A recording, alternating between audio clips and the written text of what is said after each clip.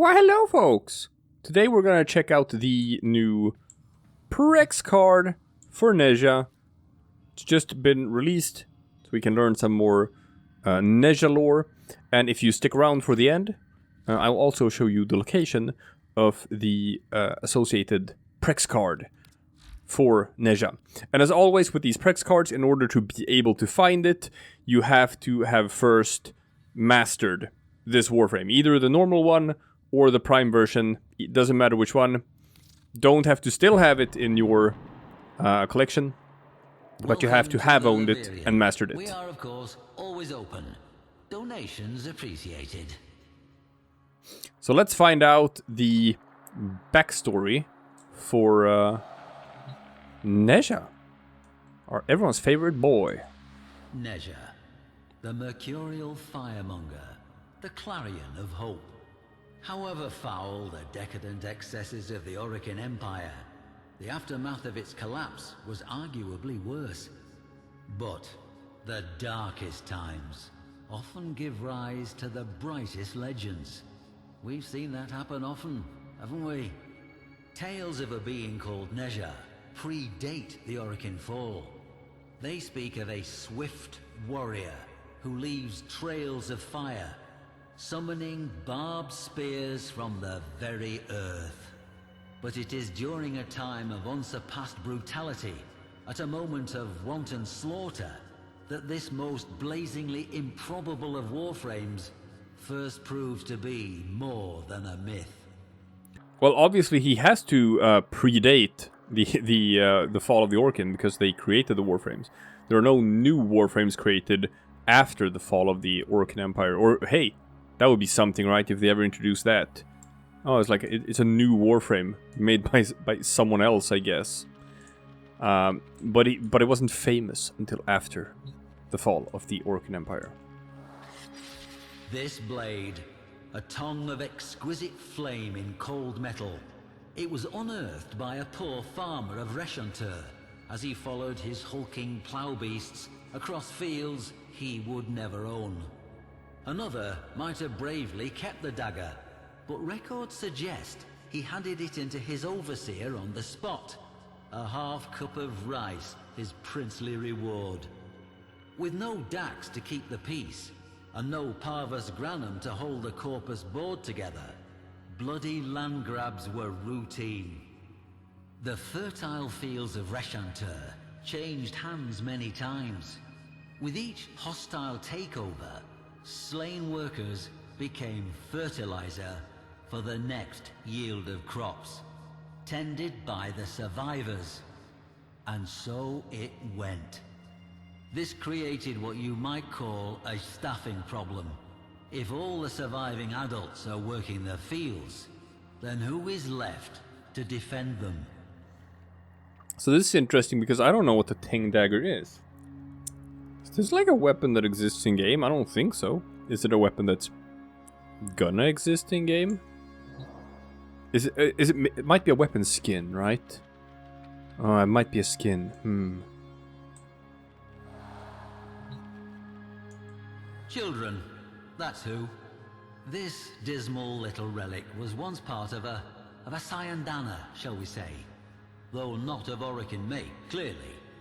No, its young owner wove this from a fertilizer sack.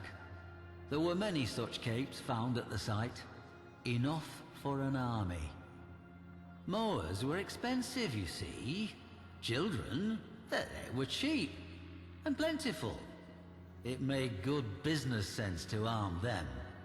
Not the very youngest, of course, just the near adults. The still unbroken, those who understood the stakes. The young defenders of Reshantur took their duty seriously. They formed into a little clan, trained every day in the ruins of an old temple, and even made themselves a uniform of sorts, part of which you see before you now. But this humble cape was modelled on something even older, the Sayandana of Nezha himself, displayed here before you. Ah, child soldiers that's where we're going with this story.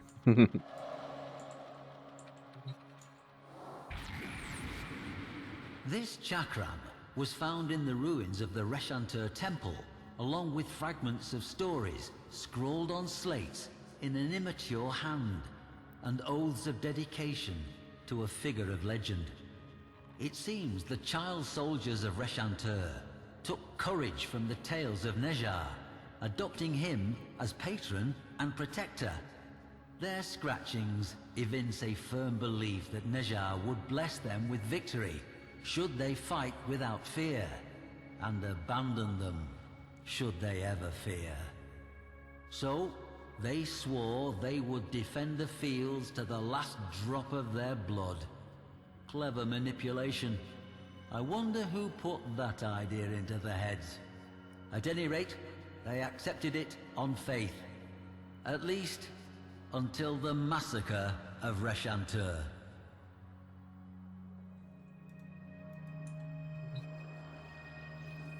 Man, you gotta think that Ballas is pretty messed up because Nezha is obviously like a child turned into a Warframe. Oof. This spear, modelled on Nezha's own, was found buried in scorched soil. Note the size. Records of the attack are nigh impossible to find. Not surprising. The massacre was almost certainly covered up to protect what the Corpus regarded as sensitive business practices. Imagine the children, Tenno, wearing their pathetic cyandanas, bearing flimsy weapons, but with heads high, as warriors. Think of them rushing at their far superior foes without fear, and imagine what those foes did. To this day, the fields of Reshantur cannot be ploughed.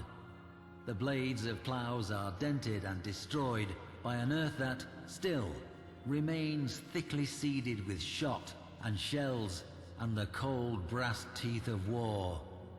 But that is not why the event is called the Massacre of Reshantur. The children charged, the Corpus took easy aim, not one child's heart fluttered, and then... flame. So it's kind of cool. We're getting a bit of lore here regarding like the aftermath of the fall of the Orokin Empire. That like in the immediate aftermath, I guess the Corpus sort of took over and became the ruling force in the system for a while, and the Grunir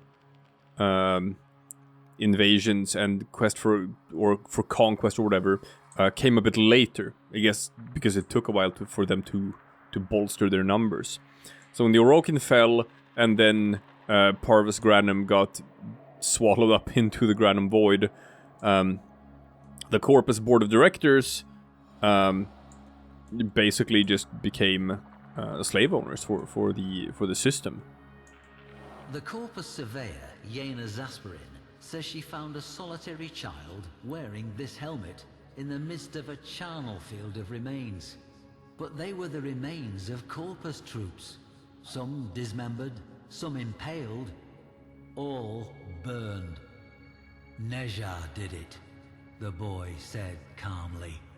He flew down from the sky and tore the enemy asunder with wheels of flame. When a child fell, he would raise them up again.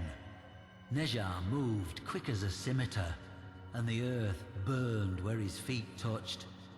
Now the others had gone with Nezha, part of his celestial army. The boy had stayed behind to tell the story. To Zasperin, the boy was merely traumatized. The massacre, probably a mutiny within the Corpus ranks. But Reshantur has been excavated, and every single one of the thousands of blackened bones that were gene-tagged had belonged to an adult. Yeah, he's fast. He is a quick little boy. Look at that. And at last we meet Nezha face to face in all his unquestionable reality.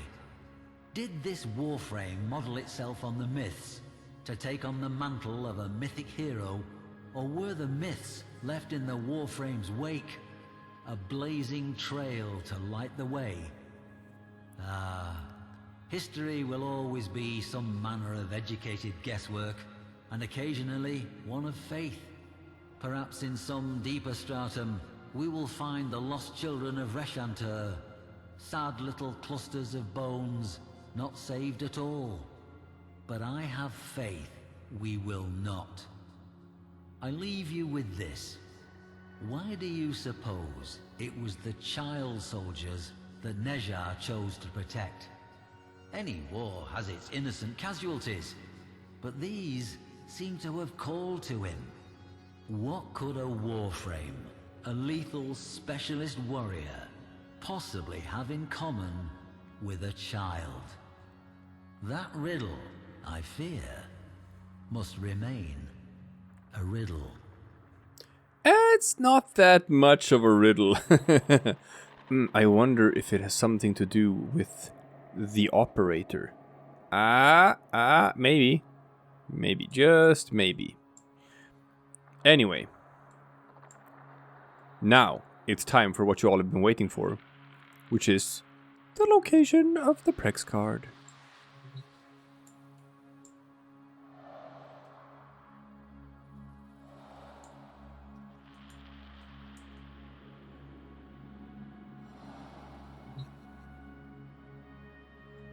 It's here! Right down here in this little corner here, right by the dagger. You see it? Let's see if we can... Oh, it's tricky. It's tricky to get to it.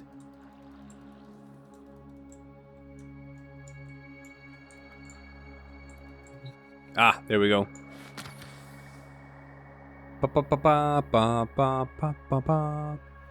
And once you found it, you can use it as a decoration in your orbiter. How about that?